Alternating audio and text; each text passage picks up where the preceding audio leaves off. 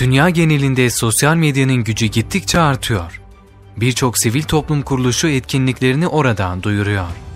Hatta düğün davetiyeleri dahi sosyal medyadan paylaşılıyor.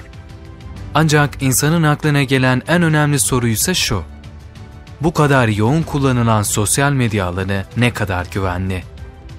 Günümüzde birçok yalan yanlış bilgileri de içinde barındıran bu mecrada ne kadar dikkatliyiz? Sosyal medya pek fazla yalan haber olduğu için fazla önemsemiyorum yani. Yalan dolan çok, yani kısacası onu söyleyeyim. Peki ülke ve dünya gündemini belirleyen konular en çok nereden takip ediliyor? Genelde sosyal medyadan takip ediyorum. Daha bağımsız olduğunu düşünüyorum. En başta daha gerçekçi olduğunu düşünüyorum. En nihayetinde her arka kanalının belli bir politik idaresi olduğunu biliyorum.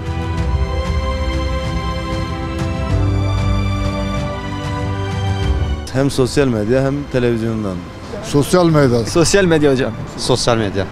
Yani daha çok tarafsız, en azından her an her kesimi öğrenmiş oluyoruz. Herkesin görüşünü, herkesin yorumunu daha iyi dinleyip öğrenmiş oluyoruz. O yüzden sosyal medyayı tercih ediyoruz genellikle.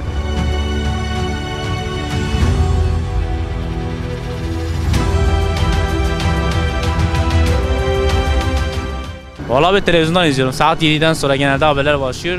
Hem televizyon hem sosyal medya. Çoğunluk sosyal medya. Sosyal medyadan abi. Orası daha mantıklı geliyor abi. Sosyal medyada. Doğruları orada görüyoruz. Televizyonda hiç doğru görmüyoruz ki. İkisinden de takip ediyoruz normalde. Ya normalde sosyal medyayı daha fazla kullanıyoruz. Yani televizyondansa sosyal medya devamlı elimizde olduğu için telefon daha fazla kullanıyoruz.